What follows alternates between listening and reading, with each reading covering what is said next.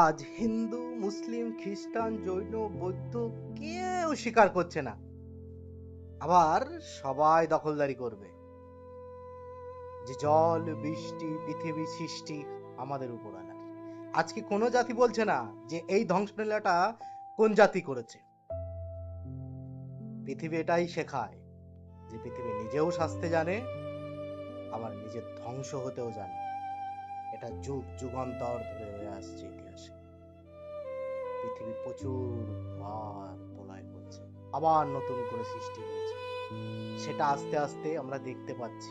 আস্তে আস্তে এমন একটা সময় আসবে পুরো পৃথিবীটাকে গিলে খেয়ে নেবে। জল, আগুন সব আবার নতুন করে সৃষ্টি হবে। তখন জানি না কোন জাতি থাকবে, কোন ধর্ম থাকবে, জানি না মানুষ থাকবে কিনা, তবে এরকম জাতি আর চাই না।